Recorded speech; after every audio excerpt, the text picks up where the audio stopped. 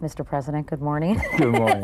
Nice to see you, Martin. You guys must be feeling pretty darn good following the Emmys. Yeah. What was that like? You had a good time, needless to say. Yeah, I did. But you know, we got the only one that we were really thinking we might not get this year, and which was Best Drama. Best Drama, and that's the one you can really brag about because it helps the show and everybody in it. You know. So why do you think you did win it?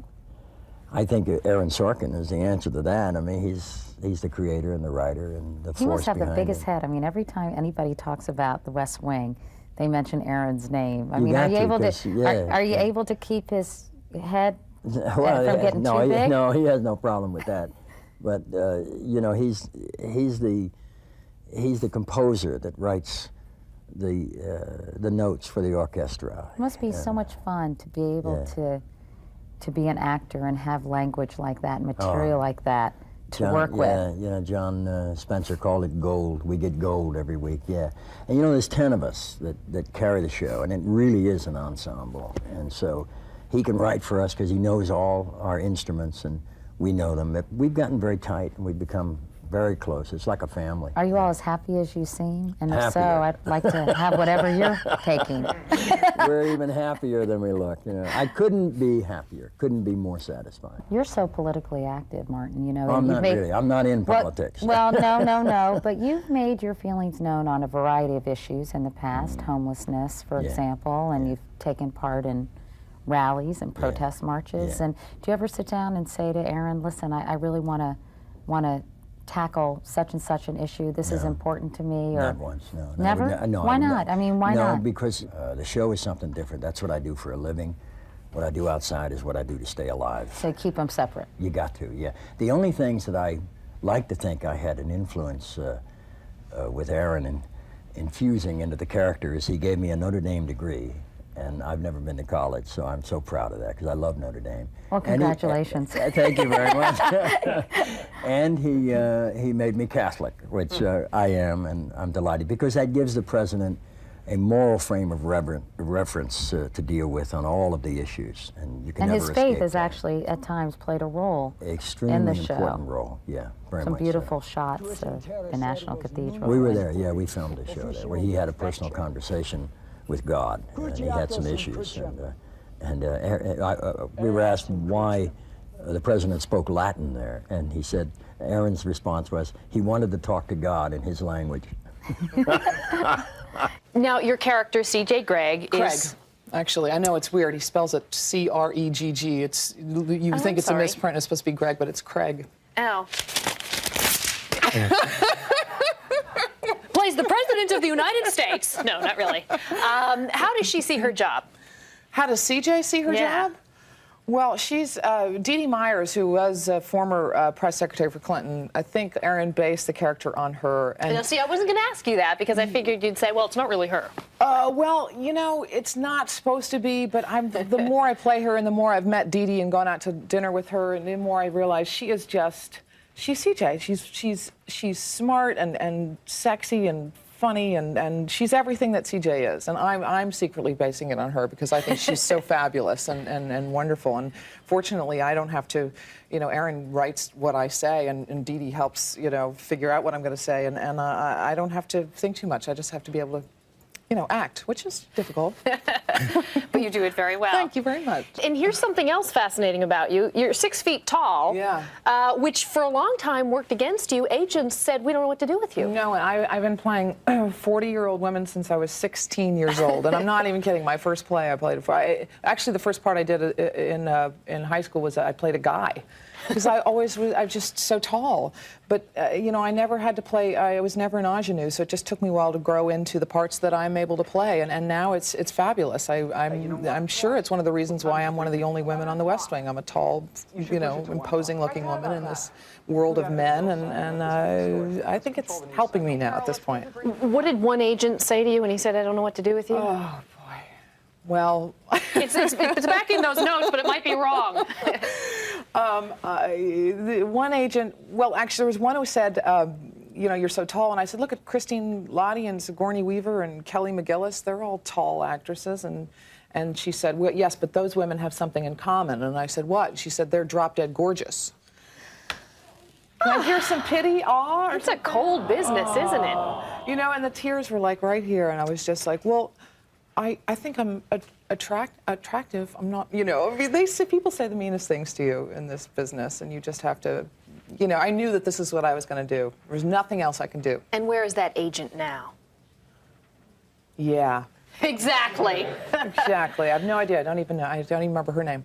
You must be having a great time with this series because, well, we were talking before we went on. I mean, it must be so gratifying to be associated with a show that's such a huge success. It is, and I keep saying that I would be happy to be on a bad show, you know? Because you need the work, frankly. Because I need to support a family. But this show has so exceeded my wildest dreams. I mean, I think that this is this wonderfully theatrical, untapped arena. We have the best writer in television, Aaron Sorkin, writing every word. We've got Tommy Schlamme, who's brilliant. He's got the best name in Hollywood. The best name in Hollywood. And married to Christine Lottie, right? Yes, absolutely. He Tommy actually directed Schlamme. Now, this. how did that happen, really? Well, Tommy claims that that it didn't quite occur to his parents that Thomas would be made into Tommy in the delivery room.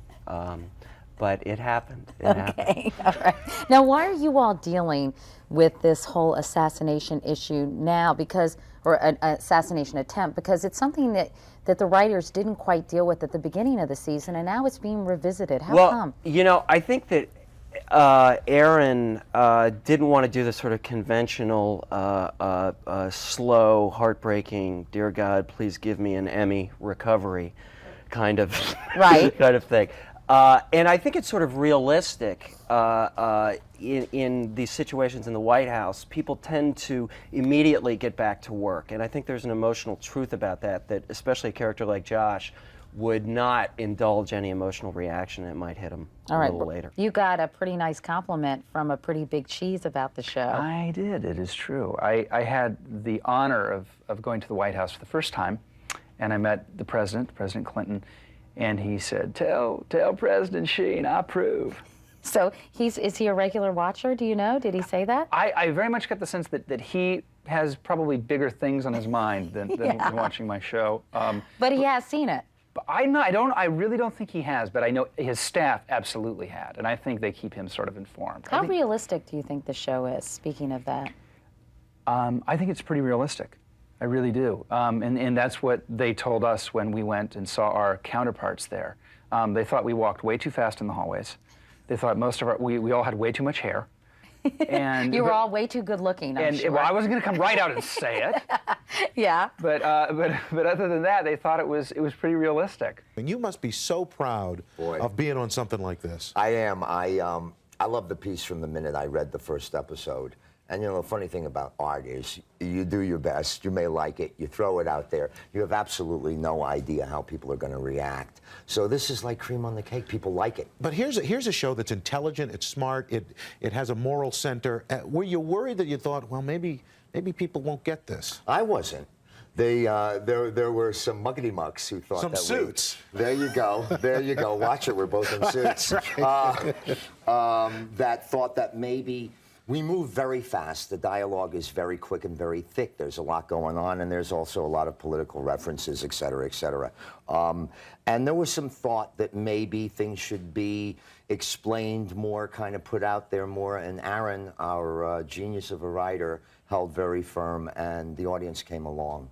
When you are in a program like this, where you are basically in a show that is mimicking something that's in real life, the White House and the government, do you feel a certain sense of responsibility?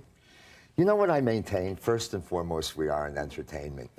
I've had people say it's the best civic lesson that I've ever had, and I think it's dangerous. I think it's dangerous to go there. You know what I mean? It's not a take your medicine show. Our intent is to entertain. It's our drama. It's continuing nighttime drama. Now, if all of that other stuff happens to be true after the fact, so much the better. But I think it would be kind of pretentious. We don't run the country. We're just actors.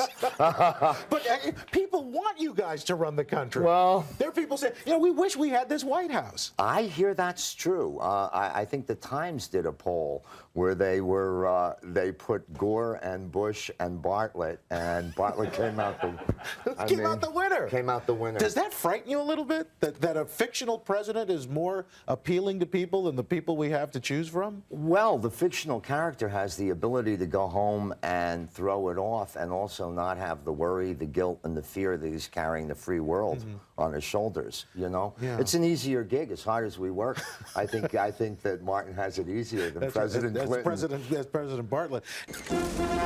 Anybody who watched The American President and now The West Wing, if they're trying to figure out where you stand politically, it's not very tough.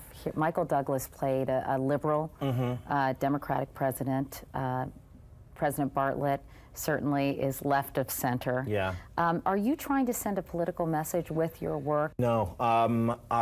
It would be tougher than you think, I think, to figure out where I stand politically. You have to remember that these are characters, and the characters aren't necessarily speaking for me. I'm not the world's most political person. I have a bachelor's degree in musical theater. And we did this show with the idea that you didn't have to agree with the characters in order to like this show. Toby, if we start pulling strings like this, you don't think every homeless veteran will come out of the woodwork? I can only hope, sir. When you came up with the character of Josiah Bartlett, what kind of qualities did you want him to embody specifically? Mostly my father's, who really has a great love of education and literature, all things old, and believes in a genuine goodness in people, and has a real odd dad sense of humor. I really wanted to be able to try and capture that. You also are very patriotic, and I think that's very apparent on the program. I mean, would you say that's a fair assessment? Yeah, I love the country. I mean, I think everybody does. And when I grew up, and I was born in 1961, patriots wore hard hats. Anybody with hair like my length, you know, didn't like the country somehow. So I was really excited to write about a different kind of patriotism once I became old enough. Where do you get some of these story ideas, Aaron? Mostly, I'm surrounded by people who are a lot smarter than I am, a lot more creative than I am. And they'll say, you know, hey, what if we did something with this? Let me do some research for you and show you, you know, how good this can be. So it doesn't necessarily come to you in the middle of the night. Aha, I'll give President Bartlett MS. It really sort of unfolds. So seldom comes to me in the middle of the night. I wish it would come to me in the middle of the night. Some people have said that the writing is a little too eager.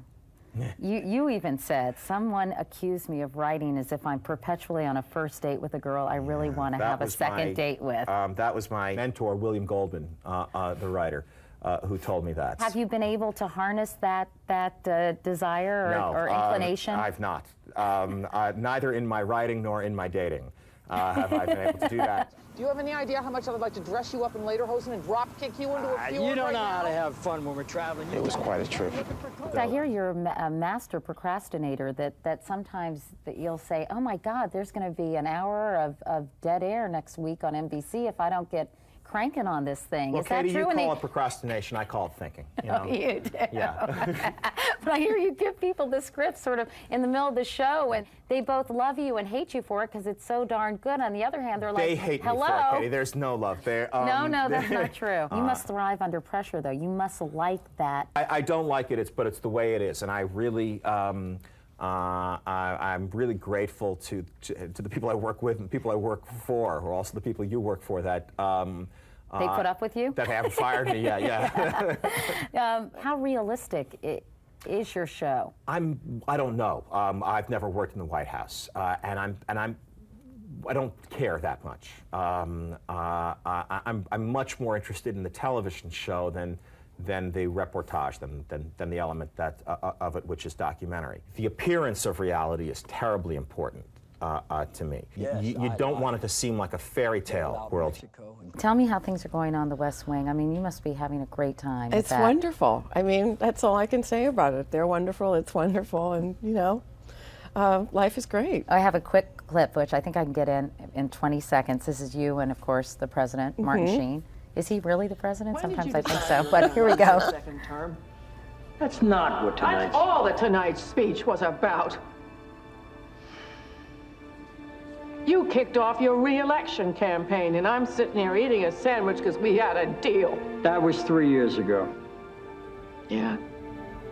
Not a lot of I'm just mad at everybody. I know, you really are. You're in a bad mood. You need to go out and have some fun. Stockard Channing, it's great to see you. Congratulations on the success of The West Wing and your new movie, creepy in a good way, The Business of Strangers. Thanks. And we've got a little Christmas music just to cheer to us up. cheer me up. And we'll be right back after your local news.